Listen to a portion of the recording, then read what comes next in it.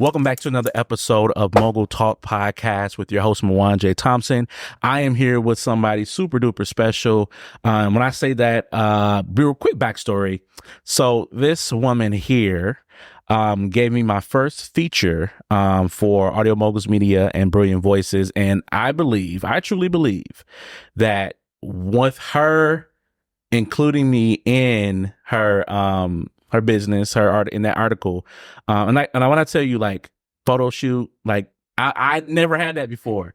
I think once I got that really boosted my trajectory. And then to this day, what I say when we did a podcast, like, anything you need, just ask me. I'm going to do my very best to give it to you. And I'm hoping that I've been staying true to that. So who am I talking about? I am talking about Nyesha Stone.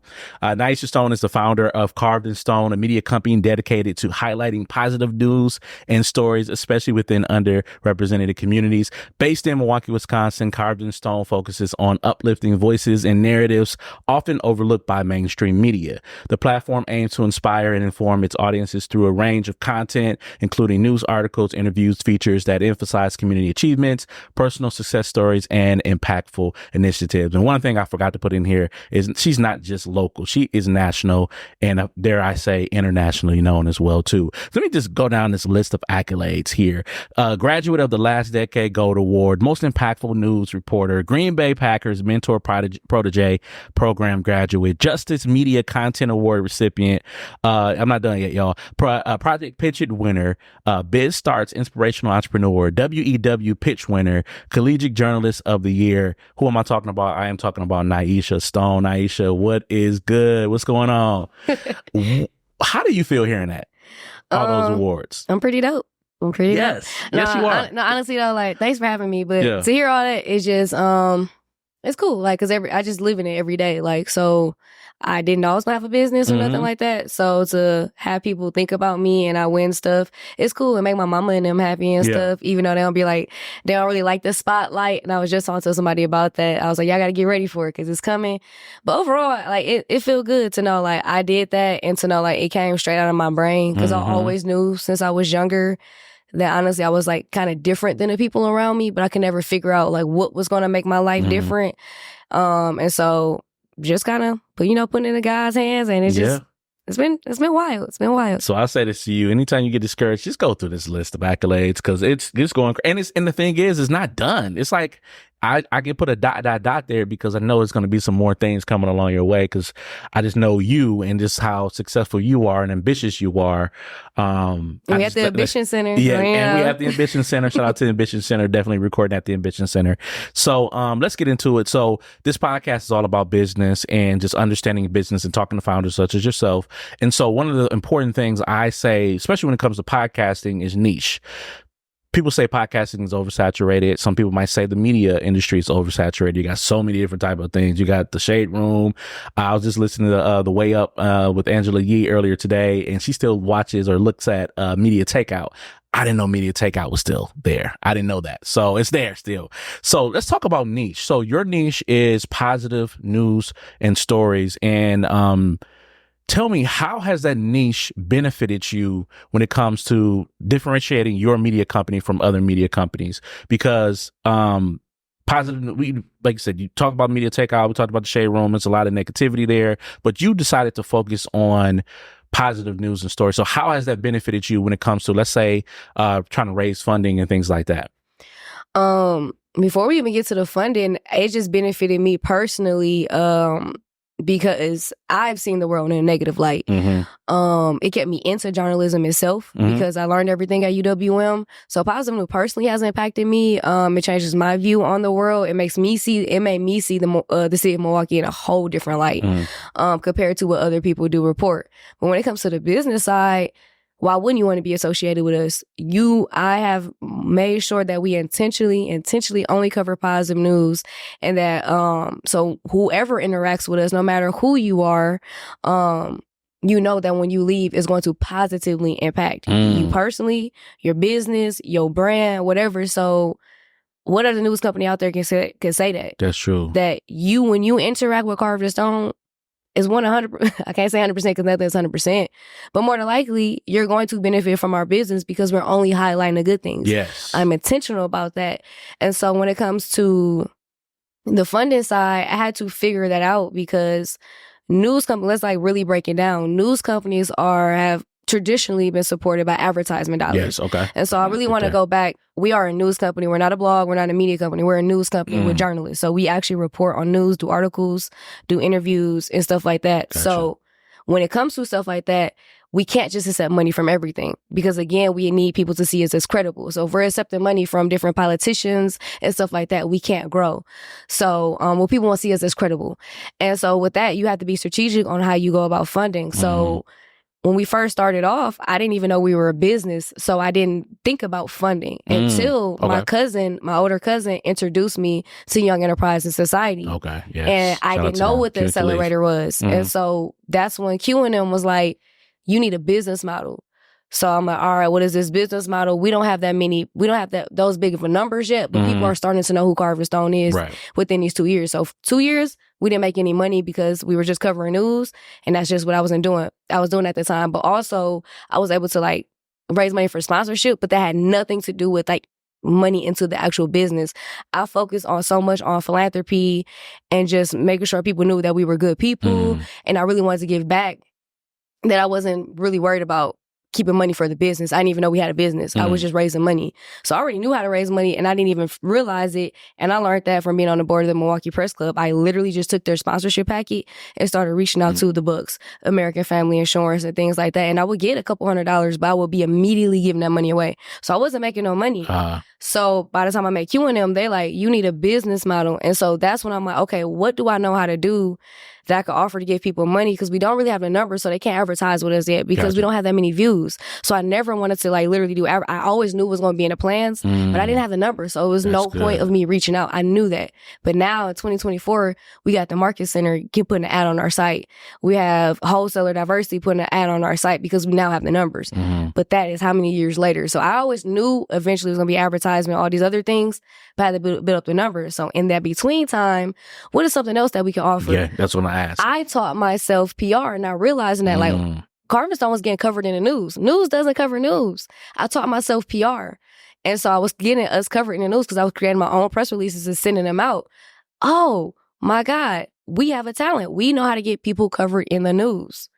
And I realized all the people that we were interviewing was their first time being interviewed. Yeah. They didn't know about branding. They didn't know about PR. I'm meeting these people. I'm the first time interviewing them, and I got this talent where I can write press releases. And they asking me in this thing, how can I make money? So I said press releases, and I literally took it from there. I started making like $50 a press release. That's not bad. And that for a beginning, you're like, dang, I got $50. And compared to the Journal Sentinel, my first paid article in journalism was $50 from the Journal Sentinel. Now I'm getting paid $50 for a press release that I created and I taught myself. So let's break this down. So I got a couple questions here, but I'm gonna start off since we're talking about press release, PR.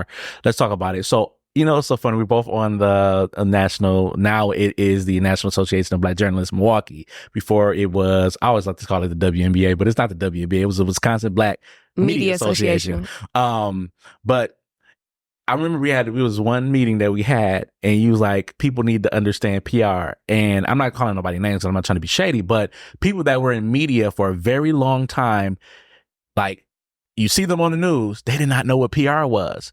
So can you break down what is PR for folks that don't know? And I know it's much more than public relation, but what consists of PR? Because a lot of people think PR is just this crisis management thing where if you're a Jonathan Majors and you just got in trouble for doing something, we need the PR team to come in and fix this. But it's much more than that. So tell them. Yeah, so PR really does stand for public relations. And so I think people get confused with PR and marketing. So PR is marketing, but marketing is a whole different thing. So public relations, PR is literally just your image in the media and how the world perceives you.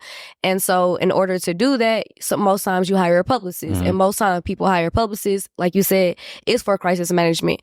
Carvd N Stone does not offer crisis management. Okay. You cannot come to us for crisis management. We have had people reach out to us, and we do not do crisis management.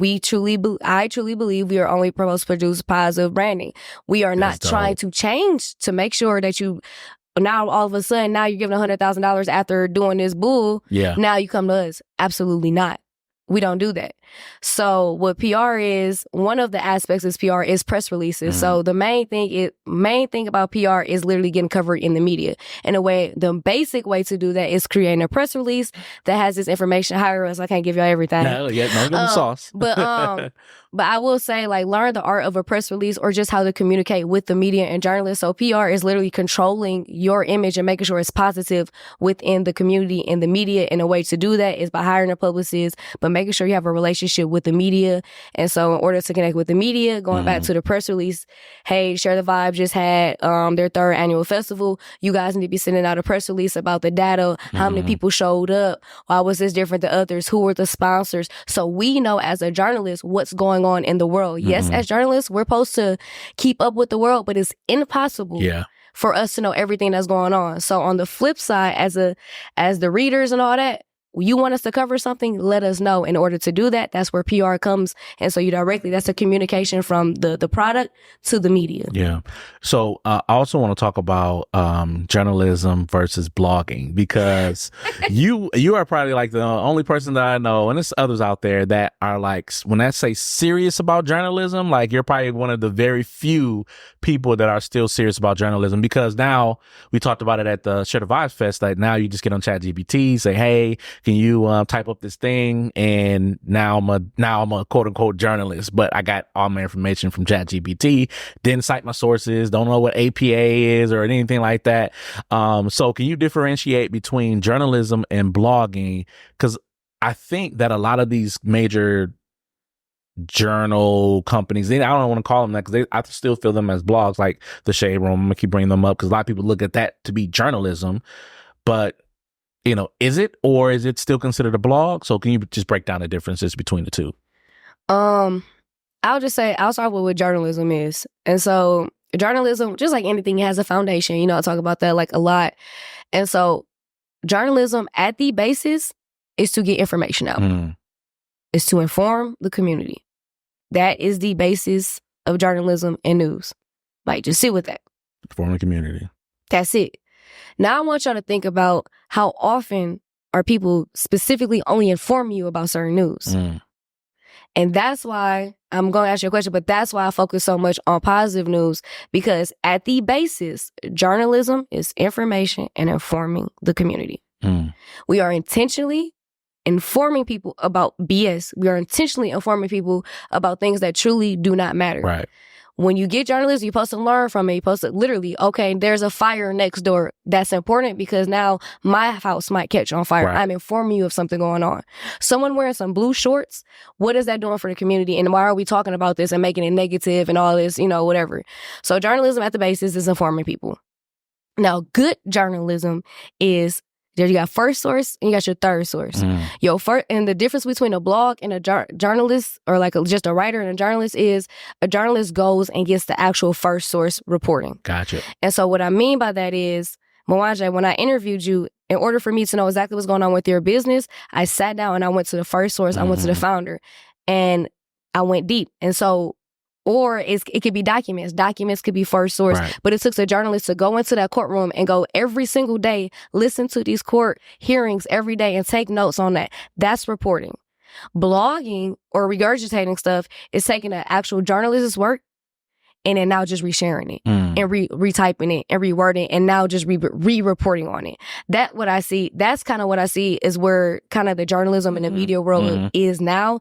It's a lot of true journalists aren't respected because what we do is we aren't highlighting ourselves. My job is to inform the community. So when I go sit in these courtrooms for a month straight, that's my job. I'm just supposed to write on it and I do the articles. But now this person is now taking my work that I just did and now they're getting more views. And you know how often that has happened with Carvd N Stone. How many people have interviewed you after Carvd N Stone has, and how many more views have they gotten? But I'm the one that actually found the story, did the work, did the research. That's what a journalist is, doing first source reporting, and also it's being fair. It's fair journalism. It's a lot of different media companies that are intentionally only covering a certain community this way, covering a certain community this way. That's not journalism. That's biased journalism. And so if y'all want to do biased journalism, I'm going to intentionally do biased journalism by only covering positive news. And the point of me covering positive news is other media is important. We need to know what's going on in the crisis. We need to know when things are happening in politics.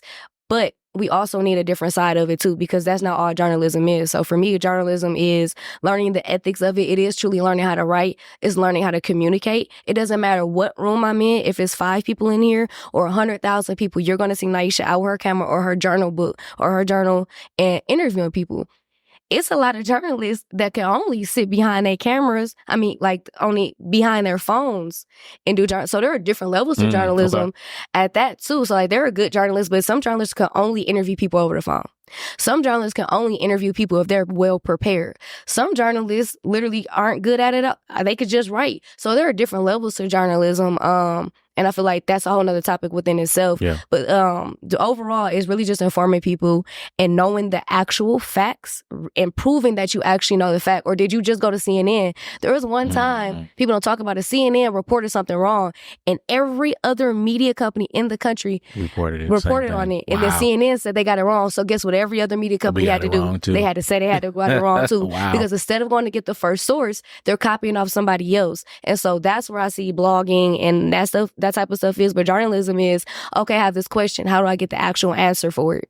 So what's that competition like then for you being an actual journalist, an actual media company, and you're competing with bloggers every single day that, like you said, we actually got the primary source, the number one source. I went straight to the person. I was in the courtroom. And then this blogger who may have more followers than you, regurgitating your information. But like you said, so like, can you break down like that competition wise? Or, I mean, if you feel comfortable breaking down your competitors, like who are you competing with locally and possibly nationally or internationally? I don't see anyone as competition because I really truly feel there's an avenue for everybody. And I truly believe I created an avenue for myself that we're innovative. And by the time other people are now trying to catch up with it, we're already going to be here.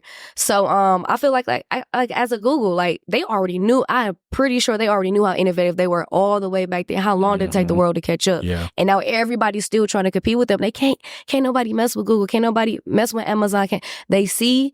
And so I feel like we're innovative. So at that point, I really don't see competition because I really do feel like, again, I'm just trying to fill a gap. I wasn't trying to do it to compete with anybody or anything. I just saw that I understood what journalism was and I love the field of journalism, but I refuse to only cover killings. I refuse to only cover when people getting arrested. I refuse to only cover stuff when somebody getting shot type stuff. So I don't see competition. As for, what was the other question? I was just gonna say, did you have any specific people as far as competition wise? No competition, but it was another part. But the blog, competing with blogs. You was like, so my biggest thing right now is Carvd N Stone on Instagram. We've been around for 7 years. We are just now getting to grow our followers, because people cannot understand the concept of positive and it being associated with the news. They do not, because no one knows the true definition of news. So they truly, and it's okay. Yeah. Because we are fed that news is negative, but news is supposed to be information. So for people, they do not. It took people a very long time, and we're still getting them to see us as news and as credible, because when we say positive news, there's a term called fluff news. And what fluff news is, you get, let's say you watch, I'm not going to say any names, but let's just say you watch a broadcast, and they'll spend the whole 30 minutes, this person got shot, this person got killed, all these bad things are going on, right? They will end the last 5 seconds, 5 minutes, 2 minutes, and give you a fluff story. And what that is, a puppy is being born.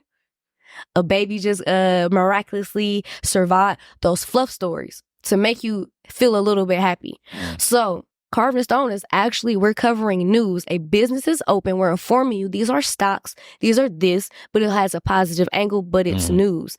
So our biggest competition is people just can't believe that something can be news and positive. It has to be a fluff story. So people still, that credibility, we're still building that.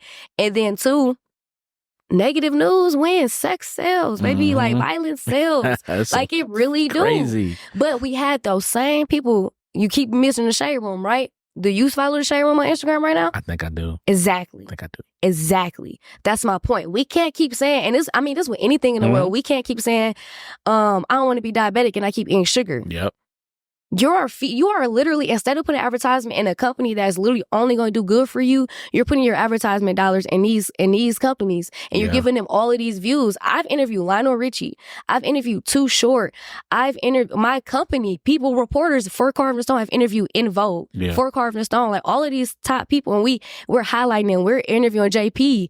We're and highlighting the best of the city, the best of the Black community, and yet why aren't we growing? Yeah. Why are we not getting the funding? And then I have these conversations where, why wouldn't they want to advertise with a positive news company? You think I haven't reached out? I won't say their names. You won't think I haven't reached out to the biggest organizations in Wisconsin? You think I haven't checked my email? And how many times have they told me, what you do is important, but our marketing dollars, just doesn't fit into that.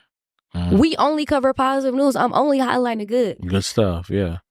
And so, yes, for me, I have spent a lot of times crying and being depressed and being sad. Like, I truly just want better. I just want people to, it's not just Carvd N Stone. Like, I'm a diehard for journalism. And so I want the community to do better. I want journalists to get their respect. I want us to get paid. Let's talk about the conversation. How much does a journalist makes average on salary? But if media did not exist, if true journalists did not exist, we wouldn't know about anything in the world. These blogs can stay around, but they don't know how to read documents. They don't know how do you get to court when things are sealed? How do you get those documents? A blogger does not know how to do that. Somebody who just put a mic up to your face don't know how to do that. It takes real journalists. This is a trade. And we need to be paid for that. And so this is the reason, like, I met with the governor's office of Wisconsin. I'm like, here's some legislation that would support local journalism because y'all need to start funding journalism. Everybody keeps saying there's fake news and all that, but how many of y'all have a media subscription? Carvd N Stone has monthly. Shout out to Mwanje. Thank you. Yep. We have a media subscription. Took it out the other day. $15 a month. I don't care if y'all think it's a lot or not, but how else am I getting paid as a journalist? People don't understand that. We're talking about funding. I've had to get creative with it. I created a marketing department just so I could cover positive news. Those are two different industries. I've had to mix those in order to keep what I got going on. So yes, it frustrates me. If you my interview with Speedy, I'm like, how do you feel about journalism? Because I'm like, so many influencers are getting the chance to take over, and then they ask dumbass questions like, what did you eat today? Right. Or you didn't even do the research. This person has a new song out. Really dive deep. And so that's what pisses me off is that I reach out to SZA. Like, I got the email for them. Like, I'm diving deep. I'm doing my research and finding these management, and they won't even give me the chance. How often do you see Nyesha interview a Black woman celebrity on Carvd N Stone? I won't even get the chance. And it's not because of me. It's because other journalists and other bloggers that do get the chance fuck it up for real people like me. And it honestly, it truly makes me upset because I love what I do. But I don't get the chance to really do what I do. When I do, they say you get one question. But they give these white people how many... It's so funny, like you said that, I understand your plight a little bit because I know you, but also I've seen you in action. We got a chance to go to the Beyonce Be Good dinner or whatever in Chicago, and we know it was dope. It was a great experience, but Michelle Williams was there and her manager was there, and you stood up. Her publicist. I'm sorry, her publicist there. So once again, PR. And you stood up and you asked the question, like, straight up, like basically what you said here is, how can journalists like me get in touch with you guys? And then you went on and, you kind of explained some of the things that you went through, and you said you got the information and you were like, I'm just sitting back and waiting. And then eventually you finally got a chance to speak with her. And I think it was only for like, it was as long as you really wanted to, but I think you did like a 15-minute segment or something like that. Or you did an article on her, but you got a chance to talk with her for 15 minutes.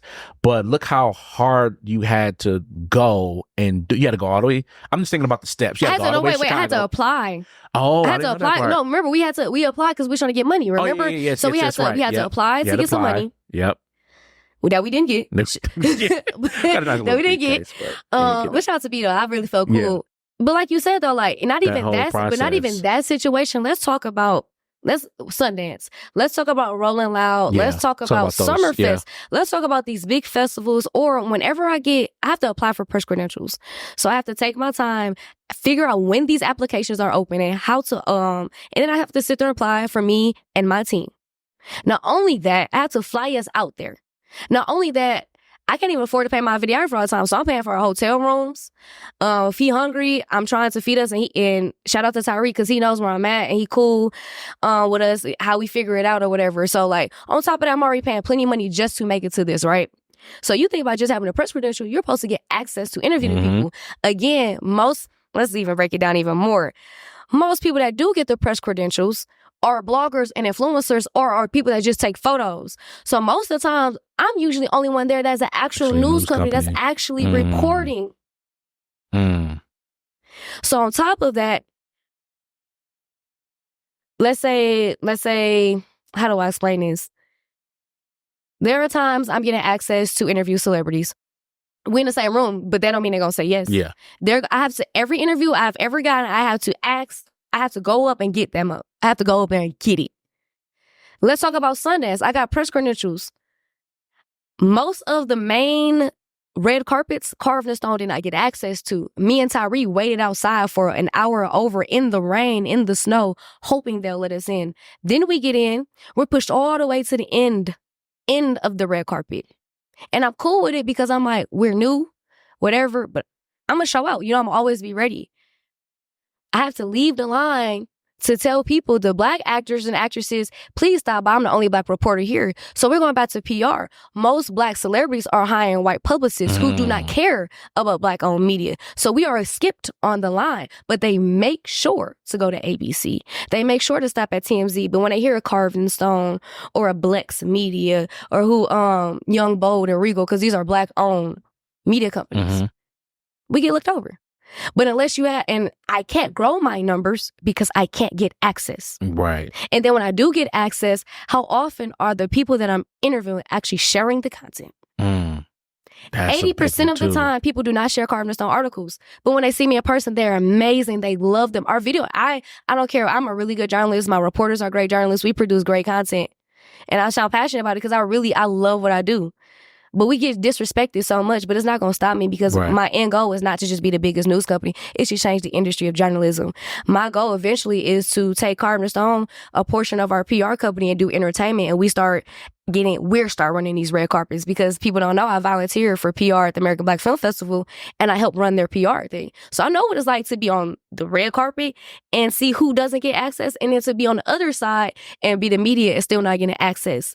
So it's crazy. So talk about collaboration then. We talked about a little bit of competition and, we talked about that part of it, but what about collaboration? Why is it hard for those, companies that you just mentioned that are black owned to get together and say, all right, let's go ahead, work together and create this conglomerate of media where if we got the Rolling Louds or we're at Summerfest or whatever local thing it is, we could say like we have this big company and you guys can't ignore us now, as opposed to working in silos and then, just dabbing each other up when we see each other. I don't think it's about creating one big corporation because that's not fair. Because I don't want to give my money to them. They want to give my money to these. Like, we do need to come out. So one big thing I do, and I can stand on this, since I've been into journalism, you can speak on it. I feel like Carrie can speak on it. I've intentionally been trying to get black media to get together, just period. Just have a conversation. And we don't have to literally you send me this news story, you do this. But when we have an issue, when we see none of us in the room, we need to be able to collectively go to one another and be like, okay, well, for example, there are a few, I have intentionally made sure that I've connected with black journalists around the nation. It's very important for me to have relationships with them. Very, very important. BET Awards, Essence Fest, all these people, all these reporters there except me, but I know all of them.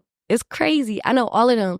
And so what I'm doing is, what do I need to do? What are y'all doing differently? And so that's the way they can help is, okay, y'all know me, I know you, you've been on my platform, I'm right next to these people too.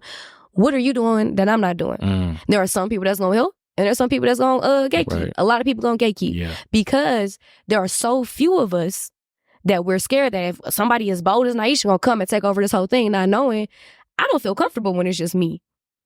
I want all of us. There should not be a reason. NFL draft is coming 2025 to Wisconsin. NABJ Milwaukee, we need to be doing something because I've been trying to hit up Green Bay. I graduated from their program. I've been hitting them up for 2 years. How do I get access to cover the NFL draft? Nothing. they will not respond to me. So what is NABJ Milwaukee going to do? How can we collectively come together as Black reporters to not only make sure Nyesha makes it, but Mwanje makes it, and these other Black reporters or Black media are in the room? That's what I see collaboration as. I don't give a hell who made the BET Awards, who did this, but did we collectively make sure others were involved? That's why I teach people all the time. It's just a press credential. Yeah. It's just a press application. People are like, how did you do it like that? I literally I apply. I have no problem telling people, but how often would another journalist not say that? They don't say that. They just keep that. They keep that information because we're so scared. And it's across many genres and many industries. So I feel like in the National Association of Black Journalists, we do a great job, just as a organization, being a hub for each other. And I talked about this on my podcast. I feel like we could do a little bit more. But overall, like, let's just collab more. We don't have to have work for each other, but we can tell each other how to make it in this business. How do you make money? How do I grow? Like, I remember asking this person that I interviewed in the industry, she literally, top shows you're seeing on Peacock and stuff, she marketed those. So I'm like, what can I do personally to make sure I'm marketing better? Just keep doing what you're doing. Are you kidding me? Right. That doesn't help at all. That doesn't help me at all. Is there anything you could tell me that I'm doing? Hey, maybe it's changing these colors. Maybe this just help me a little bit. But you do have some people that like call me whenever. I'll do whatever you need. So yeah, I mean, like, I feel like some people see me, Nyesha Stone, as competition, and that's why I've been held back a lot from a lot of things. But I don't care. Like, I want to see you grow, and I want to see you grow. I want to see you grow. Like, let's all be there. Let's all make this money. I don't want to be the only journalist. Like, through my company, I want to build up more carries. I want to build up more Mwanjes. Like, my goal is to literally teach you so we can take over and we can change journalism. That's my goal. Talk about the Carvd N Stone Foundation. What made you decide to do that? Because I don't think too many people understand what it means to have a for-profit and nonprofit side. And obviously you have one. How has that changed your business? I really don't want to talk about it too much because I really haven't too much talked about it publicly because I'm still trying to figure out the foundation. Honestly, the reason I created the foundation, honestly, we ain't at a dime yet because I'm still trying to figure out, like, how do you fundraise for a nonprofit? I've only fundraised for a for-profit. But overall, I really created Carvd N Stone Foundation because we've been doing all of it on the for-profit side, and that's just been hurting our pockets tax-wise. So we've given away over $20,000 in scholarships. I've taught 100 kids basic journalism skills. We do workshops. I am, like, Maria, our current intern, hopefully full-time reporter. I've been training her for almost a year now, like, literally training her. So through the foundation, I want to be able to get dollars to literally just train people in what we do, because there aren't a lot of people that know how to cover positive news. There aren't a lot of people that know how to do, like, not everybody can afford to go to college. I really want journalism to be a trade. So at the simplest, I want to just expand on everything we've been doing on the for-profit and just doing on the nonprofit side, so it's not hurting our pockets as much. And so I can bring in millions of dollars to literally fund journalists. I love journalism. I don't know, sometimes I got to say that. And a lot of people are leaving journalism to go to PR because it's money in PR. There's not money in journalism. What if I somehow was able to figure out some legislation? What if, like, through the foundation, I can pay people to research to maybe we come out our own bill? Right. So, like, all these things I've been doing each year have always been a part of the plans. I've always wanted a foundation, always wanted a for-profit. We gonna get a headquarters. We just started, like I said, doing advertising. Like, everything that people are just now seeing, like, we've always interviewed celebrities since 2019. Now we're just doing it basically weekly now type stuff. So, like, everything we've always been doing this, or always been in the plans. It's just God's timing. Like, I can't do it all at once. And that's what I used to be so impatient. I used to be so mad. I used to be sitting in the Blueprint Accelerator program at like, I'm mad. How come people don't know how great I am? Why don't people understand the movement that I'm doing? And it would take for Q and them to be like, chill. You got to build that foundation first. And not like a nonprofit, but like the solid structure. Because you could break us down. The internet leave today. Guess who's still going to survive? I'm not an editor of a newspaper. I was the editor of a newspaper. People think this been pure Carvd N Stone. I have a degree in journalism, and I wrote for newspapers, reported. I actually go out, like, when Trump first got elected. I'm going into... You hit the beat. You're there. Like, you're there. I love this. I love the news. And so... you're there. I really want people to hear my passion and to know that, like, journalists matter. I really want y'all to respect us and make sure that we're paid so we can keep ensuring that you know what's going on in the world. And I think people will hear that passion out of you because you just talked about how the art of journalism is, is really under attack. And unfortunately, you just don't get the respect that you deserve. My last question is more of a personal one. I'm just curious to see what you would say. Oh, God. Your first article that you ever wrote to the last article that you wrote, I don't know what day that was that you wrote it. What have been some of the changes that you've seen when it comes to your writing, your journalistic and, integrity, to all the things that incorporate you as a journalist? What have the changes that you've seen from that first article that you ever wrote and published to the one that you just did as a seasoned vet in this industry? I'm not a seasoned vet, by the way. I would say, I can't remember the very first article, but I'll say the very first one for Carvd N Stone. Okay. It was her name was it Gabrielle. She's doing freaking amazing. She's doing amazing. But back then, I'm a creative writer. I never talk about it but I do poetry. I love short stories and all that stuff. So Carvd N Stone pretty much started off as a creative writing, so it really wasn't necessarily news. Okay. So it was creative writing, and I was still interviewing them though, but I was trying to change it up because I'm like, man, the journalism format is boring. But no, I just had to figure out my way. So I went from Carvd N Stone kind of being feature stories to them actually being reports and articles. So that's the biggest difference. It's data, it's sourcing, it's interviewing, it's making sure it's grammatically correct. I'm real big. You missing the space. You got too many spaces. You're missing a period. If you ever look, me and Maria be on Google Docs, and I'll put it on suggest editing so she can see all my edits. And so she said one time her boyfriend looked at it oh my God, and she was like, no, sometimes it really just be me deleting spaces, me saying this is when for AP 1 to 9 you spell out. 10 and above, you put the actual number. I'm going to constantly keep repeating that until you get it. So, that is journalism right there. So, I just feel like my journalism just came out a lot more, but I didn't want to say I lost. I put on the back burner my creative side, my creative writing. No, I don't think nobody know this, but so I got a degree in journalism, but I was supposed to get a minor. I accidentally almost got a minor in English because really? I took as many credits as a person that was going. And so if I would have stayed two more semesters, I would have got the minor. I'm I didn't come to school for that. Right. I just was enjoying these classes, and I just so happened to get a minor because I was taking creative classes where we would be 12 of us in a class. We'd sit around the table, and and it'd be 2 people we'll go per day, and or per class, and your short story that you read, we'll all have ready beforehand, and we're going to pick it apart. And so I miss that. I miss that. So if anybody listens to this, if y'all got to wait for me to it's hard for me to write creatively because I'm so focused on the news. So eventually when it is fully running by itself, because it will be in the next few years where I'll just be able to step away and just sign the checks.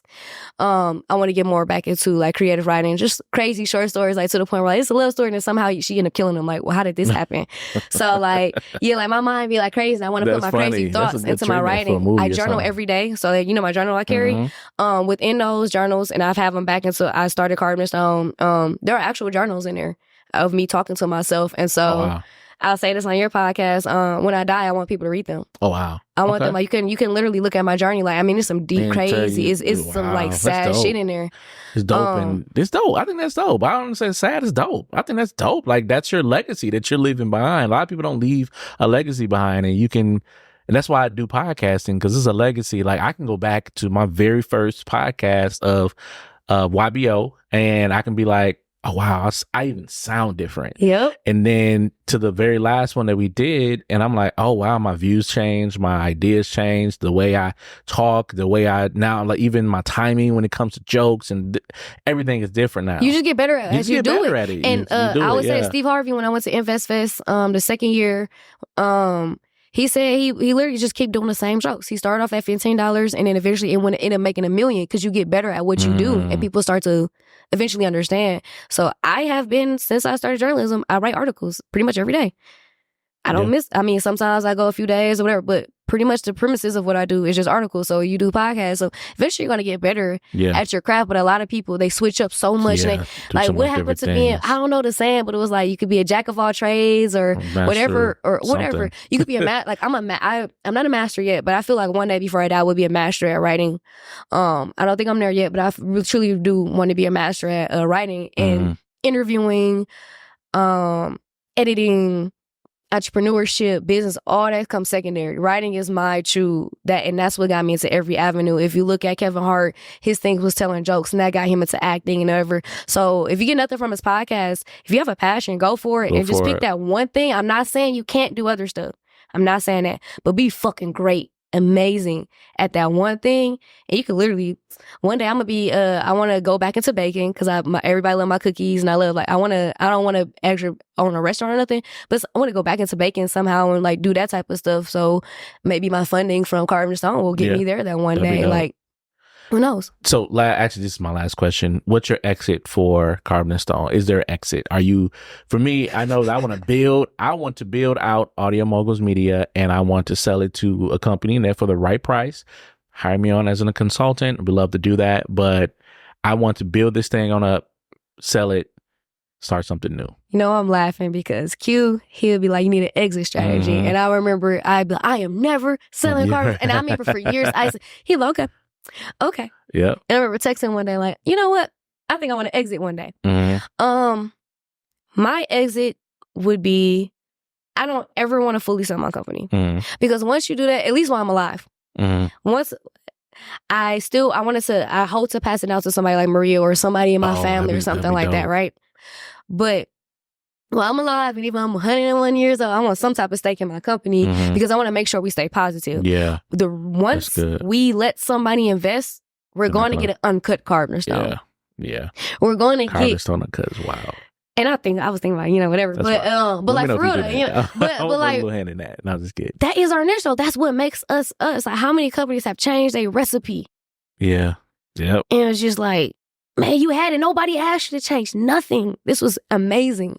And so, my exit is, I'm not there yet. I'm nowhere near there yet, but I really just want to sign checks. Yeah. I truly really want to sign checks and give my energy to something else. I'm 27, so it's going to be 10 years soon of me doing Carvd N Stone. I'm going to do this for the rest of my life, right? But I have passions and other things that I want to do. So I want to get to a point where Carvd N Stone is running by itself. I don't want to sell it. Maybe we'll get investors or however that works. But I personally don't want to sell it while I'm alive. That may change because, again, I wasn't even thinking about an exit strategy when I first started. So who knows? This is what I'm thinking right now. So I really don't necessarily want to sell it, but I do want to walk away from it. I do want to not know what any email's going on. I don't want to even know what the top story is. I really just want to kind of do other things. Maybe that's teaching in a whole nother country. Maybe that's helping write legislation.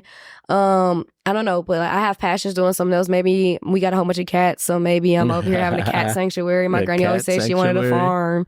So like, my exit from Carvd N Stone is me literally doing something else in life that my other passions that I'll be able to afford to do. Gotcha. So and being able to give full-time career life jobs to people like Maria. I want you, not even being funny, but to die with Carvd N Stone, you happy with that? Yeah. Like, I've been able to like travel the world because of how much Carvd N Stone has paid me, and I've been able to do this and have a living family. Like, we living good, and so that's what I want.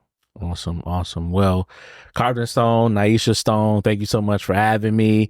I really enjoyed this conversation, and I hope that people that are listening understand your passion, but also for those that might be thinking about starting their own media company, really truly understand that a real media company takes real work, journalistic integrity, understanding all of the formatting, but also understanding that you have to get the story from the primary source. I think that's been the big thing here, because now, like you said, there's so much fake news out here. And I remember teaching my students, that was like the first thing I ever taught was you need to understand the difference between fake news and real news, and that key is actually going to the source. So thank you so much for that. And what you're saying is, in the end, everything will be written in stone. Is that right? No, in the end, everything will be carved in stone. Carved in stone. Everything will be carved in stone. I'm signing out. I appreciate you. Thank you so much. And it's been another episode of Mogul Talk with your boy Mwanje. Thank you.